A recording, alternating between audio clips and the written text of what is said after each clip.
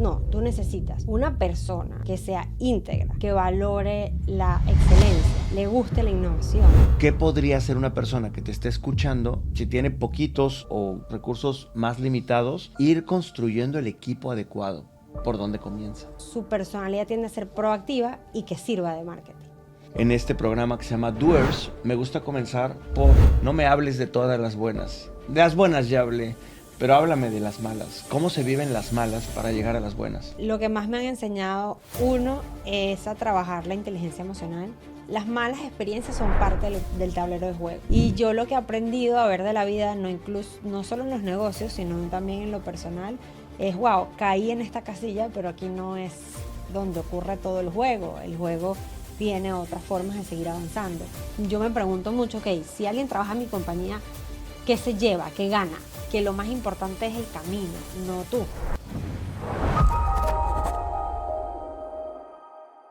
Yo me jacto de decir que logré hacer una transición del mundo corporativo al mundo emprendedor. No es fácil, en serio. Si tú eres un emprendedor o eres un corporativo, me vas a entender. Un emprendedor a veces se salta a las reglas de los planes y de las estrategias, mientras que un corporativo le cuesta muchísimo entender que por un momento va a tener que hacer absolutamente de todo. Y esa transición no es fácil.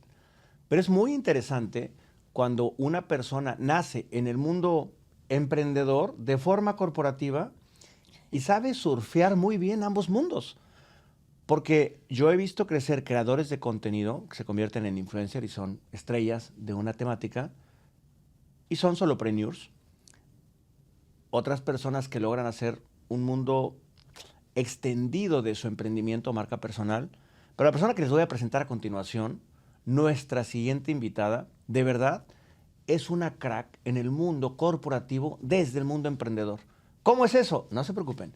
Los vamos a llevar a través de este programa a conocer muchísimo más de cómo poder surfear ambas olas, el B2B y el B2C, sin perder de vista que lo que une a estos dos mundos es la marca personal. Ella no solamente ha sido reconocida como una de las mujeres más importantes en el mundo de los negocios de su país, Venezuela, sino que se ha convertido en un referente para todo el mundo hispano. Hoy viviendo en Miami, ha quebrado su negocio, lo ha visto resurgir y lo ha convertido no solamente en una pequeña empresa, sino en múltiples empresas que están determinando el proceso creativo de muchas compañías muy grandes en todo Hispanoamérica. Y no lo digo, de verdad, me voy a quedar con un montón de palabras menos porque ella pertenece al Foro Económico Mundial. Desde hace años la han invitado a pertenecer. Ha viajado por absolutamente todo el mundo capacitándose en las nuevas tecnologías. Sí, comenzó adoptando marketing digital, después se fue al mundo del marketing de influencia. Es muy buena en escenario, porque te habla de ejemplos reales. Y hoy, sin duda alguna, es una de las pioneras mujeres en la inteligencia artificial avanzada. De verdad lo digo con mucho cariño porque la conozco desde hace muchos años, la he visto crecer y crecer y crecer y crecer mentalmente. Verónica Ruiz del Viso va a estar con nosotros, Vero. Un gustazo tenerte en este podcast. Cada palabra que acabo de decir la siento. Gracias, Te he visto Fer. crecer, veo crecer tus cuentas, Gracias. veo crecer a tu hija, veo crecer tu matrimonio y un gusto de verdad el que hayas aceptado mi invitación. No, gracias, Fer. Bueno, eso es lo que nos toca, ¿no? La experiencia. Lo bueno y lo malo, que todo sirve para crecer. Y esa experiencia sirve para crecer, sin duda alguna, en este programa que se llama Doers. Me gusta comenzar por no me hables de todas las buenas. De las buenas ya hablé, pero háblame de las malas. ¿Cómo se viven las malas para llegar a las buenas? Bueno, yo creo que lo que yo puedo decir de las malas experiencias, si tuviera que ponerle alguna estructura, lo que más me han enseñado, uno, es a trabajar la inteligencia emocional, porque las malas experiencias son parte del tablero de juego. Cuando uno juega Monopolio o si les gusta jugar algún juego de mesa, eventualmente te toca la tarjeta que no te favorece, caes en la casilla donde tienes que pagar, no donde cobras. Y yo lo que he aprendido a ver de la vida, no solo en los negocios, sino también en lo personal, es, wow, caí en esta casilla, pero aquí no es donde ocurre todo el juego. El juego tiene otras formas de seguir avanzando. Y lo que me ha ayudado mucho a poder avanzar en ese juego es tener primero la capacidad de darle la justa dimensión a lo que te pasa, hacer una aceptación radical de lo que está pasando para poder concentrarte ahora en atravesarlo. Muchas veces cuando una persona pasa por un problema en los negocios, no sé, su empresa no está yendo bien en las ventas o se metió en una sociedad que no le favorece o estás empezando de cero en otro país, ese tipo de cosas que son muy exigentes, hay una parte que se resiste a aceptar lo que te está sucediendo al frente y al no aceptarla no la puedes abordar porque hay un choque entre tus expectativas de que te habías hecho y lo que está sucediendo y hay tanto desgaste emocional que la mayoría de la energía no se va a que puedas recuperar el control de ese vehículo. Yo creo que otro punto importante que he ido como sumando a mi cajita de herramientas cuando ha sucedido algo, cosas, es a quién pongo en el volante, ¿no?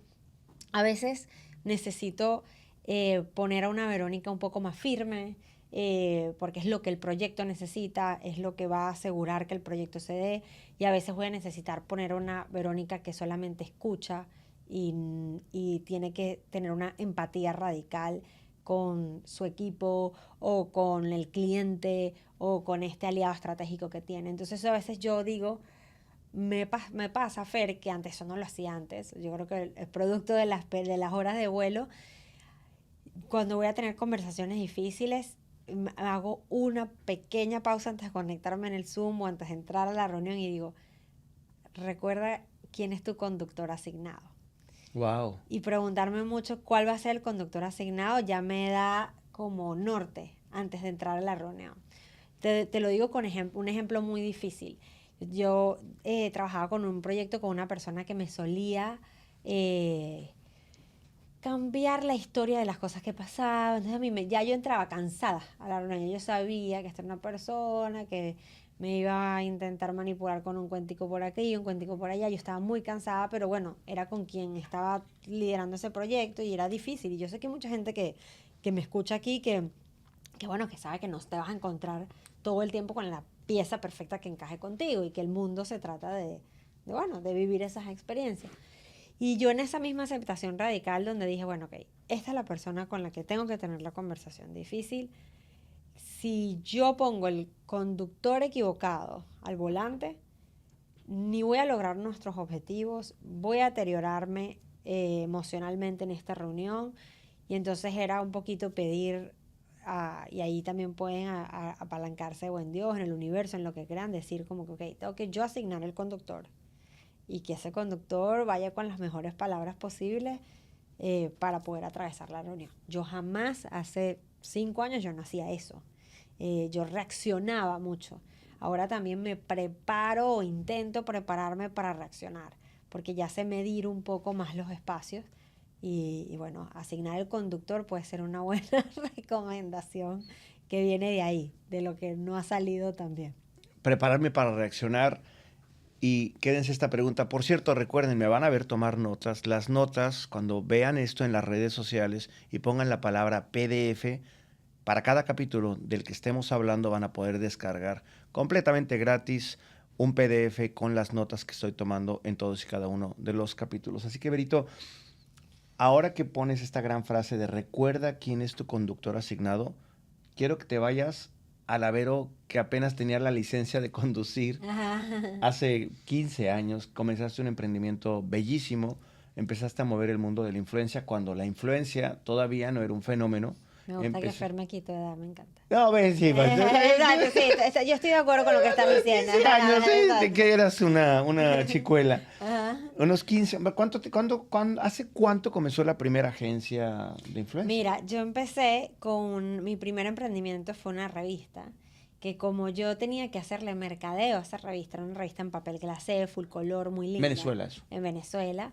Era mi primer emprendimiento, mi mamá había fallecido y yo siempre era una persona de hacer. Igual cuando mi mamá estaba viva, yo en el colegio imprimí un periódico y lo pegaba en las carteleras, siempre tenía un invento, creé que si con una profesora de literatura creamos un acto cultural de poesía, no sé qué. Yo estaba siempre en modo emprendedor pero en versión mini, ¿no? Siempre tenía un proyecto, una cosa, un invento.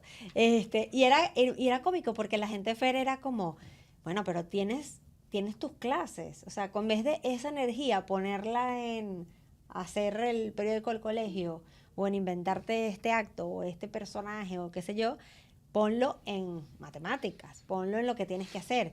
Pero tú lo debes saber muy bien porque estás rodeado de emprendedores y de gente brillante en Exma. Eso no, uno no puede huir de eso. No. Es como que si te apagaran tu almita. Claro. Entonces yo necesito hacer mis cosas que se me ocurren. Claro. Entonces porque yo veía la gente que en ese momento no era un consumidor, sino mis amiguitas del colegio, y yo decía, sería buenísimo que hiciéramos esto o aquello.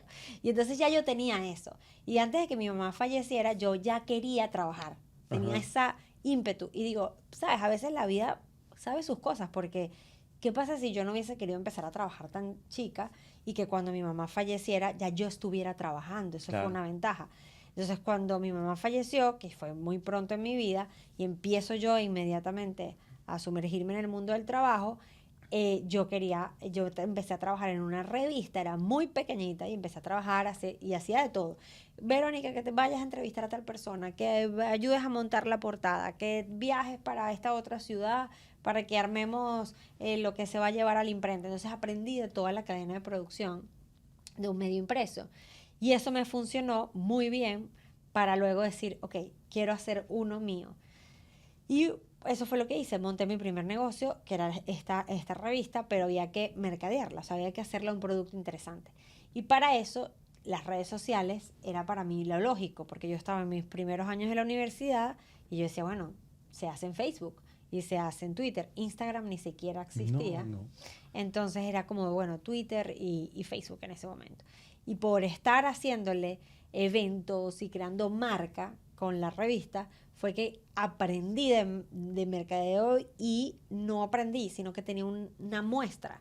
Y esa muestra o ese caso de éxito acercó a ciertas marcas a trabajar conmigo y una de ellas, en principio, fue el equipo de Pepsi, que cuando pensaron en sumergirse en el mundo de las redes sociales, obviamente buscaron a alguien que acorde a esa generación. ¿Qué es lo que hoy pasa con TikTok? Si alguien ahorita va a querer hablar el TikTok de la Casa Blanca o el TikTok de Exma, tú seguramente buscarás a alguien súper metido en esa generación. Y ellos hicieron eso conmigo y me dieron una oportunidad. Y ahí es donde el conductor asignado es el que va a aprovechar la oportunidad.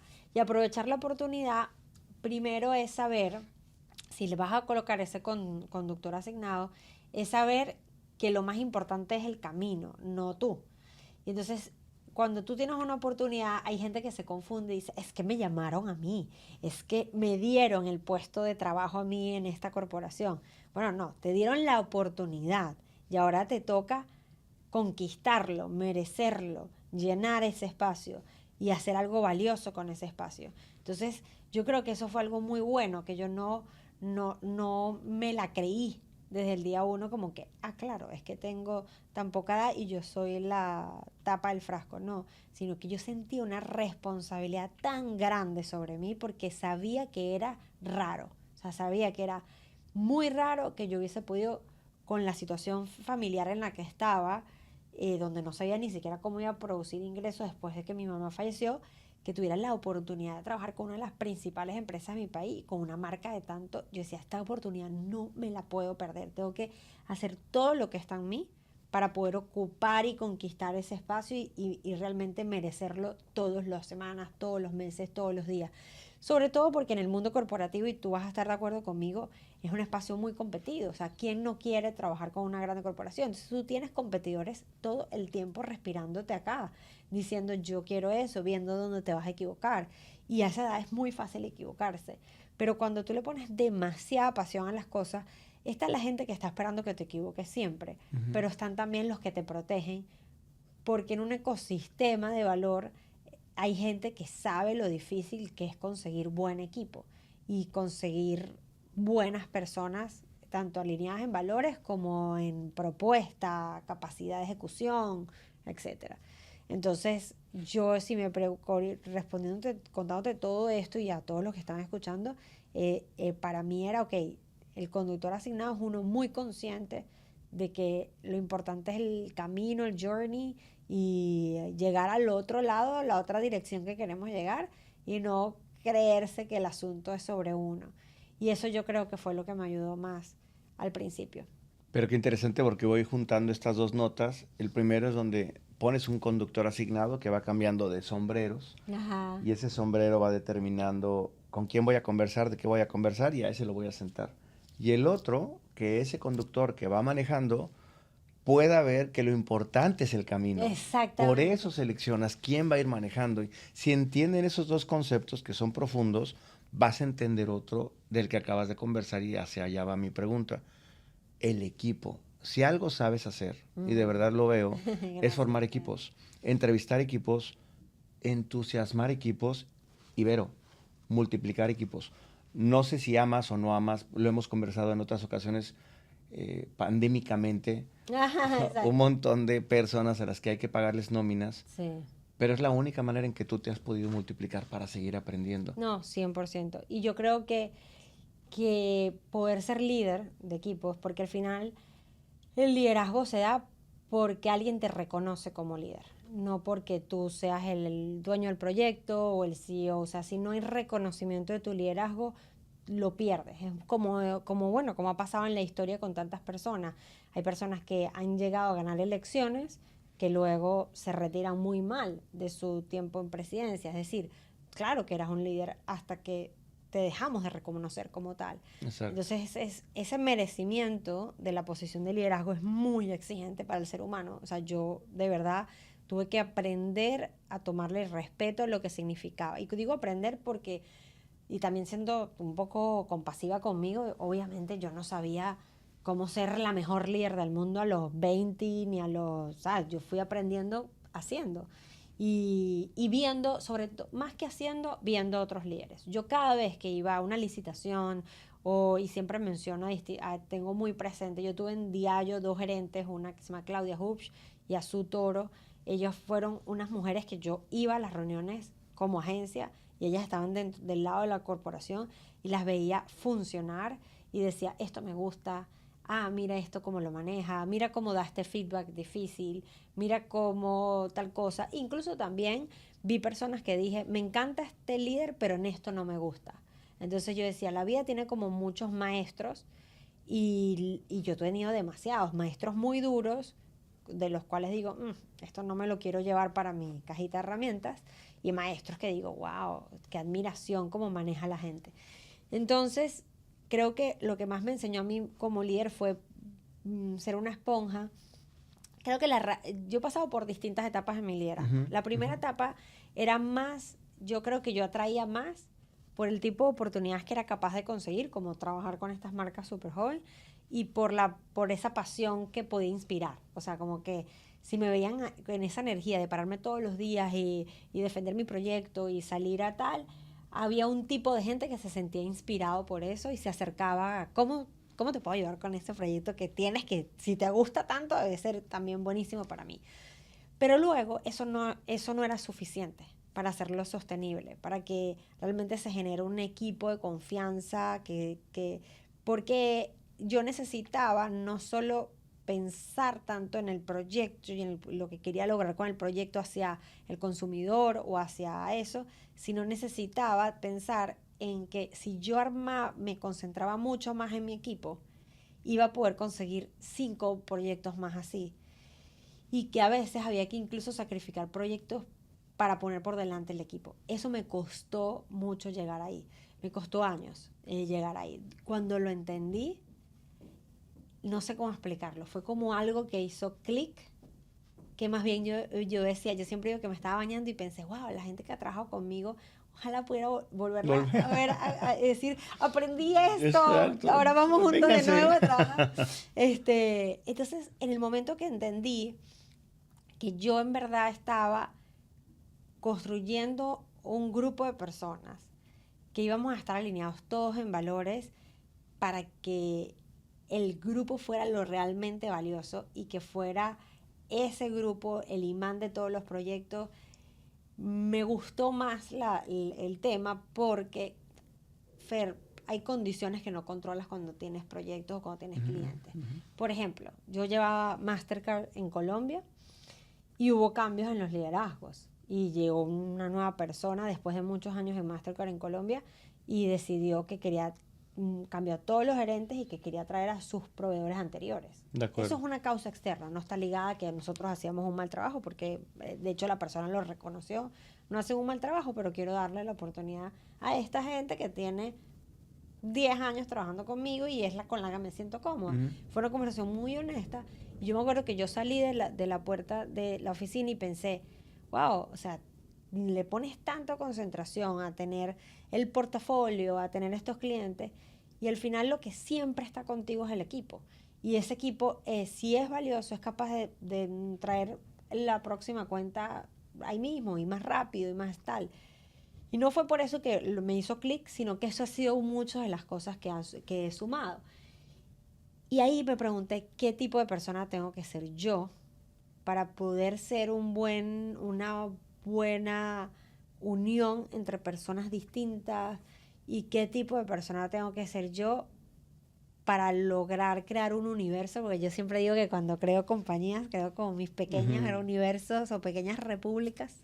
Y entonces, ¿qué tipo de persona tengo que ser yo para que este equipo se aprenda a tratar, se aprenda y que cuando venga cualquier tormenta o caigamos en esta casilla difícil, lo que te salva a ti de un momento difícil en tu compañía es tener un buen equipo?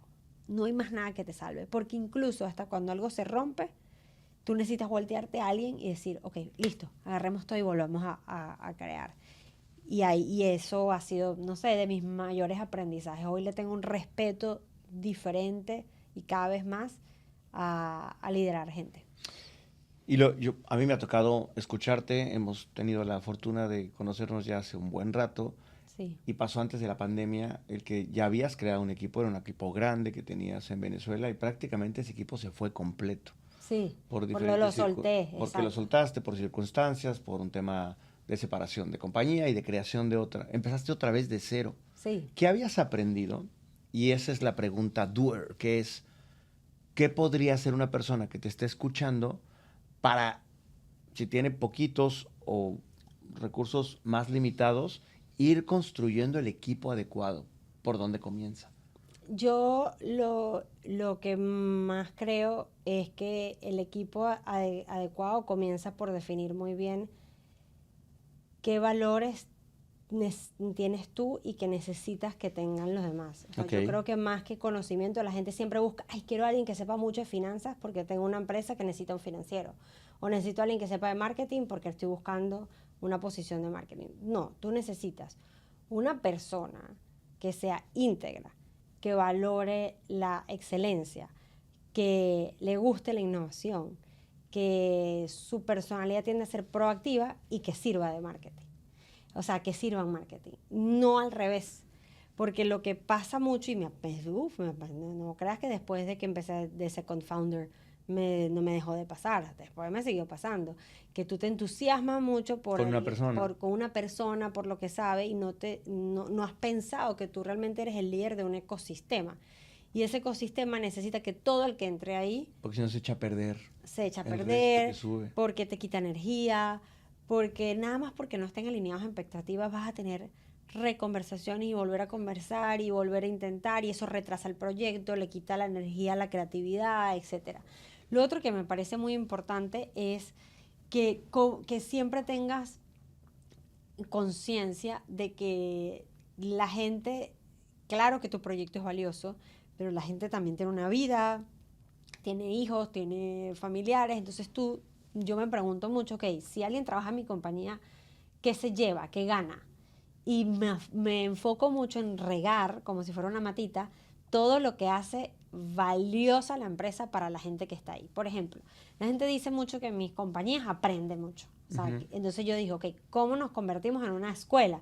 Que la gente sienta que el mejor MBA es haber empezado a trabajar aquí.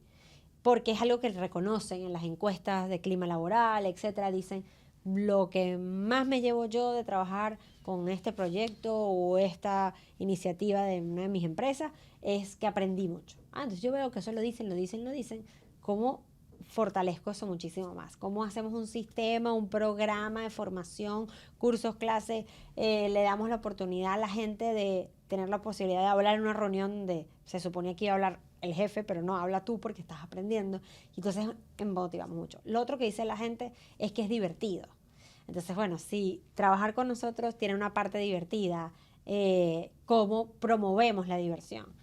Y ya yo sé que entonces dicen, bueno, a mí me gusta estos beneficios, pues también hay que pensar en los económicos, no solamente en los aprendizajes o en que el proyecto sea lindo, sino bueno, cómo crecen económicamente, etcétera. Entonces, bueno, yo creo que ahorita es difícil decir, voy a tener el plan de carrera para todo el mundo y menos un emprendedor que apenas está viendo cuál es el plan suyo de su proyecto.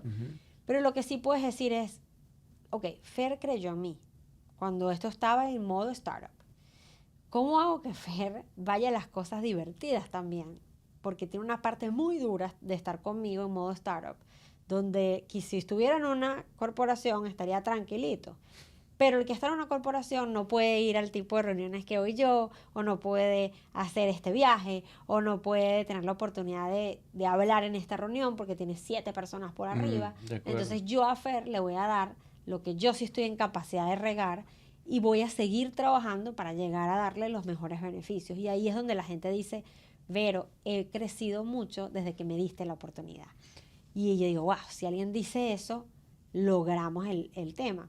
Y lo último, Fer, es que tú no siempre vas a ser el líder tú. Y esa parte es muy importante verla. Tú vas a dar el testigo a otros líderes. Y la mayoría de los problemas también pasa porque otros están liderando de otras formas. Entonces yo digo, ya va, necesito recoger aquí y ver que estemos todos alineados en la misma visión del liderazgo. Y lo hago con mucha empatía, porque yo digo, es que yo también me costó mucho aprender a ser líder. Entonces, como yo entiendo, es que me hablaron fuerte o no me lo dijeron tal. Ajá. Y yo digo, y yo siempre digo a la otra persona, yo también pasé por ahí. O sea, ahorita tú me ves más zen o más tranquila o menos tal, pero es que yo también me pasó igual que eso. Yo estoy segura que si conversamos los tres o si conversas con talento humano o si lo replanteamos y le digo a todo el mundo, da oportunidades porque tú también las vas a necesitar. Eso se lo digo a mi equipo, porque vienen a contarme las cosas, ¿no? Como soy la líder del proyecto, me dicen, no sé quién me dijo, menganito de tal, lo puedo haber hecho distinto. Y yo digo, es que estoy seguro que también tienes su otra perspectiva, da oportunidades porque tú también te vas a equivocar. Digo mucho eso. Entonces, mi meta ahorita es que todo el tren de liderazgo esté alineado y cortar esa curva de aprendizaje que quizás a mí me tocó distinta y más larga y que la de ellos sea más corta. Y bueno, mira, si alguien de mi equipo se monta en una tarima y da una conferencia o lo invitan a un evento importante porque trabajar en la empresa hace que quieran tener, yo digo, la estamos logrando. Bien, porque eso es lo que va a mantener a esos otros líderes igual de motivados. Y ya pasamos por 3 lugares. El primero, ¿quién va conduciendo? El segundo, desde dónde vamos conduciendo para llegar al camino. Y el tercero, a quién llevamos en el auto. 100%. Ahora vamos al cuarto, que tiene que ver con cómo vas haciendo esa migración digital, porque tú decías, cuando empecé mi diario, mi periódico, el periódico requería algunos skills digitales. Esos skills digitales no los perdiste, se crearon los lunes de stories, en la pandemia lanzaste el bootcamp con Vero, que era de manejo de redes sociales, /Instagram, y hoy sacaste bootcamp con Vero IA, que es una maravilla.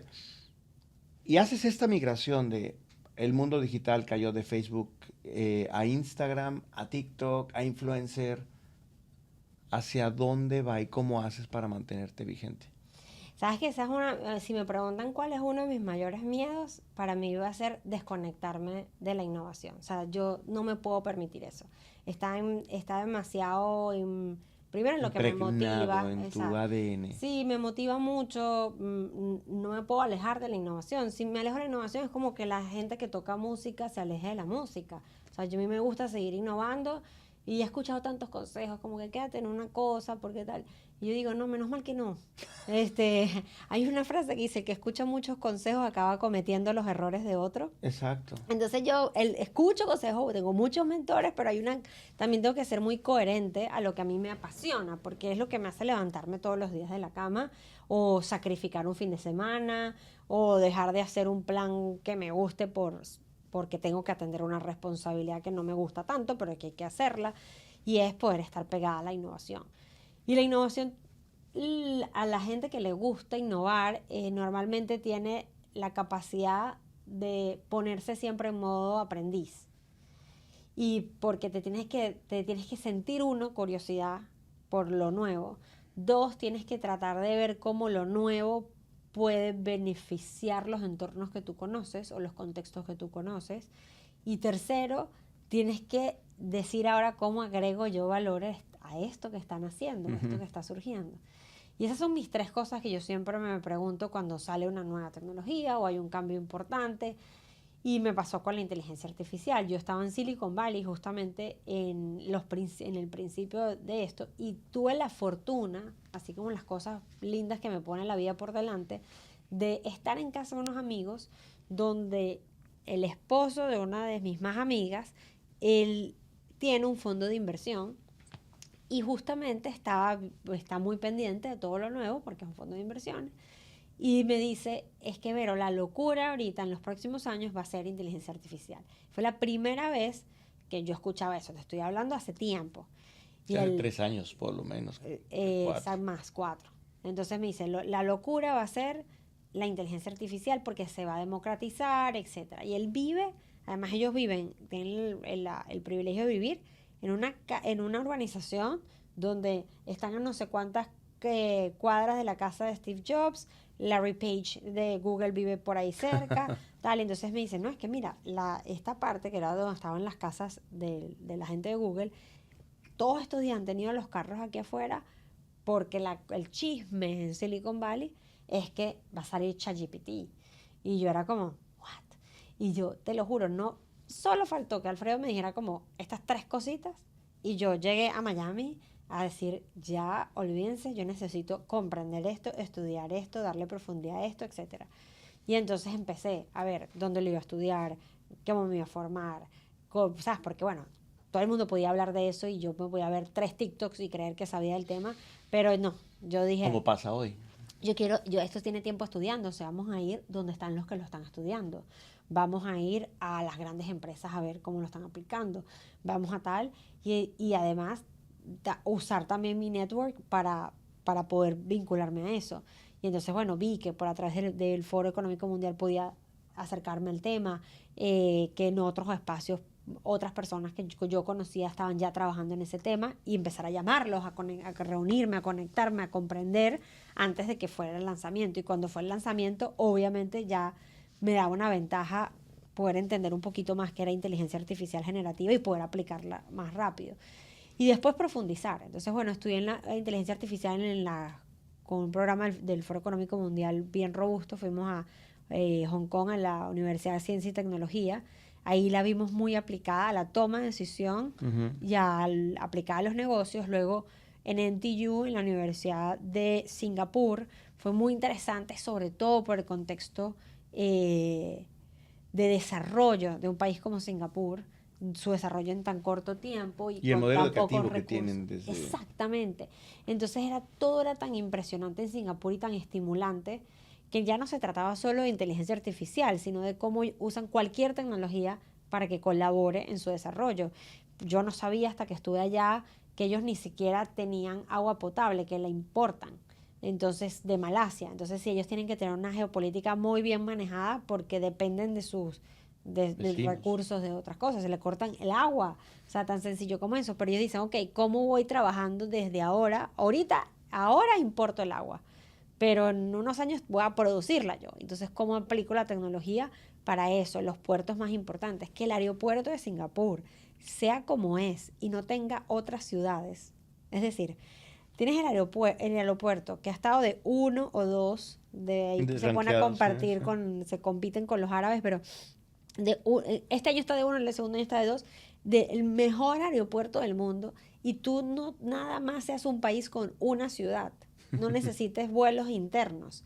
Es de locos, es preguntarte, wow, voltearte y ver mi país, Venezuela, y decir, ¿cuántas oportunidades no hay? Que nosotros sí tenemos petróleo, oro, Metales raros ahora. metales raros, o sea, tenemos todo y sobre todo tenemos gente súper talentosa. El mismo Singapur, hasta los temas de talento, ha sido un reto y un desafío, porque ellos, bueno, por cómo se constituyó Singapur. Entonces, estar ahí y visitar las distintas empresas para ver cómo estaban sumando inteligencia. Nosotros hablamos directamente con la gente del aeropuerto de Singapur para ver cómo estaban integrando inteligencia artificial. Fuimos al puerto, uno de los puertos más importantes de todo ese hemisferio, a ver cómo estaban integrando inteligencia artificial. Y entonces era un programa de inteligencia artificial aplicada a las cadenas de valor. Entonces empezamos a entender todo el proceso, cómo cómo se lo podía interesante no es y que, wow, crea esta imagen, automatizar. sino cómo transforma un país entero, cómo transforma los costos de una empresa y dónde se va ese costo, cómo libera tiempo para que ese tiempo liberado neto, o sea, después de que el ser humano trabaja con la máquina y ya lo hace más rápido, pero lo revisa lo que hace, ¿qué pasa con esas horas que sobran? ¿Dónde se ponen? Todo eso fue un llevar el conocimiento de AI a otra escala. Y cerramos el journey en Silicon Valley, en un Silicon Valley Journey que fuimos a las distintas compañías. Que es otro Silicon Valley, que es el Silicon Valley upgraded, acelerado, en un proceso Acelerado ya... ahorita y en un proceso de cambio. Estuvimos hablando desde con las cabezas de operaciones de Roblox hasta con la gente de Waymo de los carros autosuficientes, autónomos. Entonces, bueno, fue muy interesante ir a INSEAD, por ejemplo, a que pudiéramos hablar de ciertos Suiza. temas. Vimos también cómo podíamos llevar esto al mundo de los alimentos, la inteligencia artificial, pero no solamente el mundo de los alimentos, sino el mundo financiero. Y wow, Fer, o sea, yo me siento muy afortunada de haber podido tener esa formación. De tener, porque la sigues teniendo. Me surgen dos preguntas antes de que se me vaya. La primera, conectado con lo que me estás diciendo. Sin duda eres una pionera. Y me llama la atención que cada fuente donde has estudiado es una universidad. Y la primera pregunta que te tengo es, ¿para dónde va la educación? Entiendo que estas universidades de las que me estás conversando son pioneras en adoptar procesos y en trabajar de la mano de las compañías, ¿no? Singapore Airlines y Singapur Aeropuerto trabaja de la mano de la Universidad de Singapur y todo el modelo educativo parte de ese gran modelo educativo de Singapur. Hong Kong también hace algo similar. El INSEAD y Silicon Valley estará seguramente muy influenciada por las universidades que están alrededor. Pero la educación en general, con todo lo que has visto migrar, la inteligencia artificial y lo que conoces de la educación tradicional en Hispanoamérica e incluso en Estados Unidos, ¿para dónde va? Si te soy súper sincera, lo más valioso de todos esos espacios era la universidad le daba estructura y traía muy buenos contactos y reunía, era como si la universidad... El centro del pensamiento. Era fuera el centro de pensamiento, pero lo más valioso era la gente que estudiaba conmigo, o sea, el mismo salón de clase, porque eran, por ejemplo, conmigo estudió gente que trabaja en los puestos más altos de Amazon, que trabaja haciendo transformación financiera en Europa, personas del sector público muy alto, o sea, no sé, una princesa de Qatar, o sea, ese tipo de gente era la que estaba conmigo en la clase. Y entonces, bueno, las preguntas que se hacían, cómo retaban el modelo de pensamiento incluso de la propia universidad. Y los profesores y el amor por querer enseñar, que sí tiene una universidad, estas nuevas cosas los obliga a buscar doers. A esos. A gente que pero está el haciendo modelo irá atrás. para allá. El modelo de cualquier otra universidad que probablemente no tiene los recursos. Porque yo no concibo ir a sentarme en una universidad y que me hablen de emprendimiento en inteligencia artificial sin que me muestren un caso. Carlota va a entrar a la universidad. Sí, está en ese proceso ahorita. Mi hija Carlota tiene... Su hija es Carlota. Exacto, tiene 17 años. Es así ¿sabes qué cómico? Me encontré a Vilma el otro día y me preguntó exactamente lo mismo que me acabas de preguntar. ¿Qué va a hacer Carlota? Y entonces le dije, Vilma... Las voy a invitar después al podcast, otra junta, sí. Bueno, yo la quiero mucho. Entonces estábamos hablando y yo le decía, bueno, Carlota quiere trabajar en un fintech. Eso es ella quiere finanzas, pero en este nuevo mundo de un fintech. Y quiere estudiar finanzas. Y claro, el sector financiero todavía le da mucho peso a las credenciales académicas. Entonces, bueno, que vaya a una buena universidad, ya entró en UF, que es una de las mejores de la Florida en finanzas. Además, bueno, yo estoy ligando que acepté esa porque además es la que tiene beca full. Exacto, eso ayuda. Le dijeron que entró en Babson, que es para más emprendedores. Emprendedores, Carlota entró en sí. Babson y ahora está esperando que vengan las demás, porque ya esas fueron las que hizo en Early Action, ¿no? Entonces ahora falta que le digan las demás. Pero bueno, el punto para Pero mí te entra es... el debate. Por lo menos mentalmente te entró esa espinita de, a lo Exacto, mejor es es la una última inversión generación. Sí, o sea, podría ser. Yo lo que creo es que el sistema se va a reinventar porque las marcas de las universidades valen mucho. O sea, es muy raro que el valor de Harvard haga un drop hacia abajo brusco, como que salta de valer mucho a no valer nada en 5 años. No creo que pase eso. Lo que sí tiene que cambiar quizás es el tiempo de las carreras, La profundidad, la forma. que no quedarse, que cuando tú tengas un profesor, ese profesor o agregue valor a lo nuevo que esté pasando, ya sea como el que arme lindo conductor académico, porque hay mucho doer que no sabe enseñar. Y al final, ¿qué es lo valioso de una Tienes toda la razón. universidad? Que ellos Pedagogía. transforman algo muy complejo en un currículum, en un orden. Y eso no es tan fácil de hacer. Lo digo yo que lo hago con mi propio curso. O sea, cuando yo digo, claro, yo sé de inteligencia artificial, pero Fer, ¿cuántos cursos online no hay de inteligencia artificial ahorita? Muchos. Y para mí, mi mejor review es el que sale y me dice que estamos en la penúltima clase y me dice, pero ayer le dije a mi jefe esto que vimos en la clase y ya me pusieron de coordinadora de ella. Y yo dije, bueno, esta mujer, los $50 que invirtió en este curso, ya los multiplicó por 7. Entonces, si una universidad no tiene esa conciencia, lo que pasa es que, como todo, hasta pasa con las universidades son compañías, las que son privadas, y las que son parte del sistema de las políticas públicas de un país o del sistema público, es porque quieren empujar el recurso humano de ese país, o el talento humano, o la sapiencia de la gente de esa nacionalidad. Y bueno, que las inversiones se hagan mejor, porque si no, tu universidad privada o tu universidad pública no va a tener valor. Lo mismo que pasa con lo que yo decía, el liderazgo. A las universidades las va a reconocer la gente. Y la gente va a seguir reconociendo a las universidades en función del valor que ellos sepan dar o no a esto. Le tienen que sacar provecho a la marca que tienen, para mí. Segundo, reformular las cosas para que los temas difíciles sigan llegando de una manera estructurada, fácil, capaz el ser humano de aprender y no pelear tanto con la tecnología y lo nuevo, porque se los va a llevar por delante. Entonces, claro, ahorita dices, yo puedo aprender en línea. ¿Y de quién aprendes? De otras personas. Sigues aprendiendo de otras personas. Bueno, puedo aprender de las máquinas. Sí, y esas máquinas se siguen alimentando del contexto que le da el mercado, que sigue siendo sobre las personas. Entonces, yo si tuviera la oportunidad de sentarme con una directiva universitaria, le diría, nosotros tenemos marca, vamos a reformular el producto. Ya está. Y no, eso no quiere, porque la gente sí necesita acompañamiento en los procesos de transformación. O sea, pensar que vamos a ir de 1000 a 0 o que todo es blanco o negro, creo que no es verdad. Pero entonces yo quisiera que Carlota estudiara en los ecosistemas que son más ágiles, con más flexibilidad, que ver si tiene a unos profesores que tienen 100 años enseñando lo mismo o tienen algo integrado, tienen emprendedores invitados, tienen un programa de salir, no sé, a visitar empresas. Si es así, bueno, por supuestísimo, porque eso es lo que yo siento que de los cursos que yo he hecho, que confío mucho en el sistema académico, es donde yo más me he llevado valor.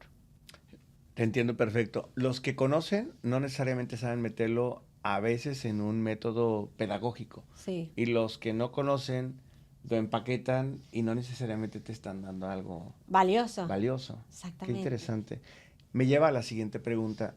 ¿Has podido trabajar con muchas compañías? ¿Tienes un don para mantenerte dando y regresando valor al mundo emprendedor a través de tus lunes de historias, a través de tu On Mindful? No, ¿cómo se llama tu podcast? On Topic. On Topic. on topic y a través de los workshops que haces, que son súper interesantes. Pero por otro lado trabajas mucho con compañías, Sí. y mucho con compañías globales, pero que están en Latinoamérica. ¿En cuánto tiempo ves la adopción y masterización de la inteligencia artificial en compañías de Latinoamérica? Comencemos por las más grandes y luego bajémonos a las compañías familiares. Yo creo que Latinoamérica va a abrazar cada vez más, ya lo hace, pero cada vez más la inteligencia artificial en los emprendedores primero. O sea, el emprendedor latinoamericano tiene más urgencia que las grandes empresas para ser personas que adopten inteligencia artificial. ¿Por qué?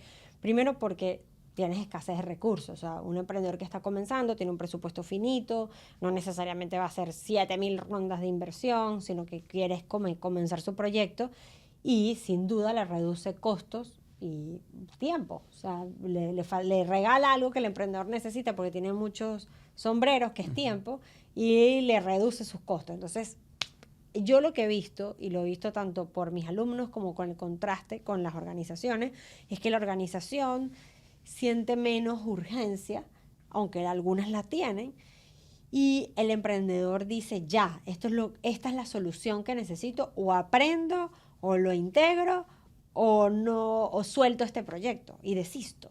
Y siempre todo emprendedor es, es la carrera de ver cuánto aguanto, porque es exigente mucho al principio, hasta que tú dices, wow, ya no soy yo solo aguantando, ahora somos un equipo, ahora este equipo lo llevo a otro nivel y ya no estamos en modo resistir y persistir, sino en construir y construir. Expandir. Exacto.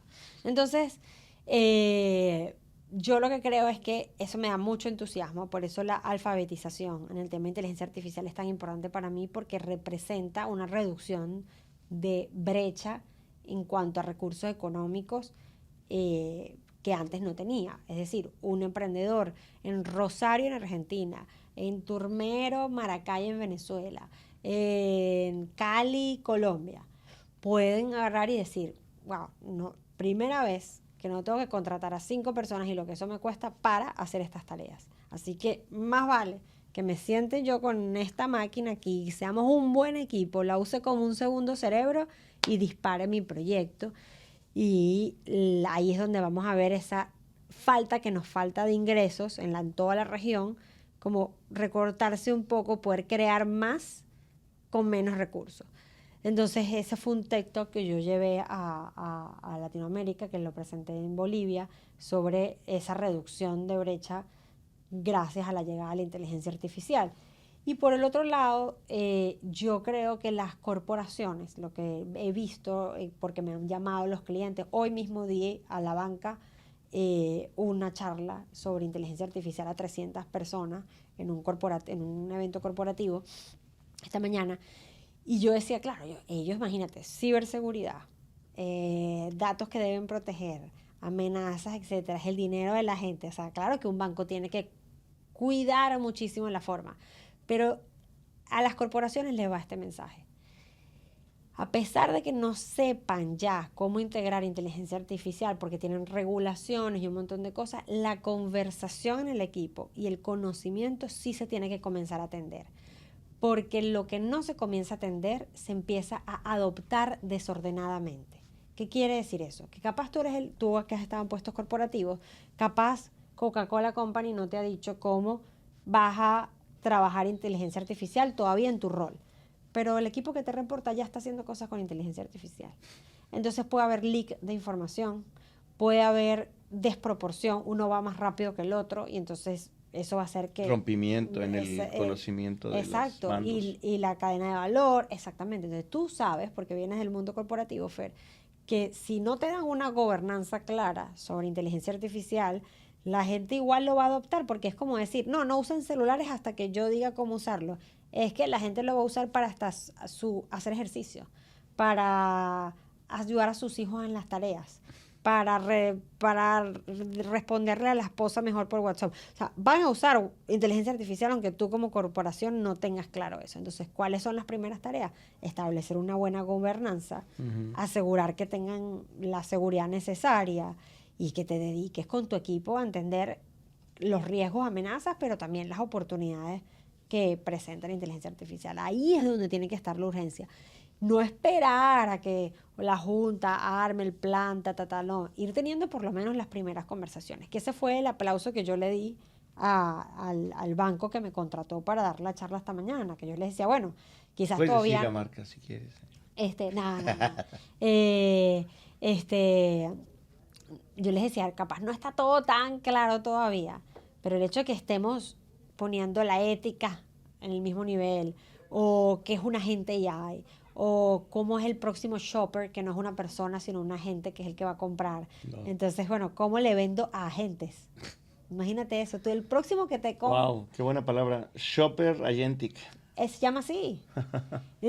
Fer, alguien podría escribir hoy en ChatGPT, hola, quiero hacer un curso de speaker y cómpramelo. Y ya tiene tu tarjeta de crédito y se va a meter. Y si XMAX Speaker no está preparado para que los agentes lo lean, no lo va a considerar entre las opciones. Nuestro próximo comprador no es un humano, es un agente también. Y el hecho de que ya equiparemos la conversación en esta corporación hace que la corporación esté más preparada. Y eso yo creo que es, desde la mirada corporativa, el desafío que tienen al frente. Pues, Berito, no profundizamos mucho en todo lo que es Amarillo, las compañías que has creado, todo el proceso creativo que sigues para generar la innovación de la que hablas, innovación / creatividad en una ventaja competitiva. Pero se nos termina el tiempo y no quiero terminar sin hacerte 2 preguntas. La primera, normalmente al final les pregunto que si eres consciente que eres del 1% de las personas, pero en tu caso es doblemente el 1%. Eres del 1% de las mujeres en Latinoamérica que están metidas en el mundo corporativo, que están sacudiendo a sus compañías y que están haciendo que las cosas sucedan, que llevas la voz en un networking impresionante e increíble con personas de la talla de Beckham, de personas que están en el Foro Económico Mundial, todas estas personas que dijiste, incluyendo la princesa de Qatar. Y si eres consciente, tú eres del 1% que viene a ser ¿qué? ¿Cuál es tu contribución a este planeta? Yo creo que vengo yo digo que soy una cómplice y una provocadora de la gente. Porque yo sí creo mucho que todo el mundo puede hacer cosas interesantes por los demás o agregar valor, ya sea desde el arte o desde la música, y a mí me encanta, yo celebro tanto, por eso me gusta mucho las personas que producen valor y que producen arte y me dan curiosidad, y siempre pregunto, siempre me las acerco, y eso me ha pasado hasta contigo, como, Fer, ¿tú qué estás haciendo esto? Deberías. ¿Cuántas veces yo no te he dicho eso a ti? Deberíamos hacer un curso para mujeres speaker. Deberíamos siempre... esa es mi misión. Yo vengo y digo, Fer tiene algo bellísimo y yo voy a ser su provocadora. Yo voy a ser su cómplice. Yo creo que esa es mi misión, que la puedo aplicar desde mi hija hasta mis amigos. Hay amigos que yo sé que ellos me llaman cuando se sienten como con energía bajita, que no han terminado de hacer, pero quieren empezar a hacer. Y yo sé que me están diciendo, ¿me puedo tomar un café contigo? Y yo, algo me van a contar que quieren que yo les diga. Que las provoques. Exacto. Vaya, haga, te conecto con no sé quién. Yo creo que esa es mi misión y no sé si estoy en lo correcto, pero por lo menos creo que se transfiere desde mi vida personal y a mi vida laboral. Pues no hay forma que se niegue, porque finalmente es en lo que tú crees y lo que vas a defender. Pero con esa provocación nos gustaría que le dejes a tu cámara un último mensaje. Provoca a la audiencia. 50% de las personas van a ser corporativas, 50% emprendedoras. Anda, ve y provócalos. Miren, yo lo que quiero que piensen es que intentar siempre deja algo. Yo cuando no sé si invertir en un negocio, si sacrificar unas horas del día para hacer algo, digo, bueno, intentarlo, algo me va a dejar, ya sea aprender, contactos, una buena historia. A veces hago las cosas hasta por la anécdota que voy a poder contar después. Así que abraza más el intentar más que el lograr, porque en el intentar siempre te llevas algo. En esperar siempre lograr, a veces la vida te enseña que no todo lo que tú quieras se va a lograr y que eso es parte también del proceso. Y hablando de los doers, yo a mis 29 años me tatué dos frases. En mi mano derecha me tatué la frase doer. No. Sí. Está en mi mano derecha a los 29. Me la tengo 40. A los 29 me tatué doer en la derecha porque es con la que hago y dreamer en la izquierda porque es la que está del lado del corazón. Así que es la combinación de las dos cosas y eso es lo que les puedo decir. Un beso enorme. En todas las redes sociales, @Vero Ruiz del Viso, te pueden encontrar. Sí, así es. Y chicos, si no quieren tatuarse en una mano Dreamers y en otra Doer, simplemente comiencen con una buena idea. ¿Cuál es tu idea? ¿Cuál es tu sueño? ¿Cuál es la acción que vas a hacer? Ponle, como diría Verónica Ruiz del Viso, mucha salsa de creatividad. No pierdas eso. Provócate a ti mismo. Y si no te puedes provocar, busca a alguien como Vero que te provoque con esas ideas. Y después, por favor, ve ya la realidad. Y en lo que eso sucede, no importa lo que estés haciendo, avanza poco a poco. Sigue conectado a este podcast. Activa las notificaciones porque cada semana vamos a tener un nuevo capítulo. Mi nombre es Fernando Ansúrez. Nos vemos muy pronto. Cuídate mucho. Verito, muchísimas gracias. Gracias, Adiós. Fer.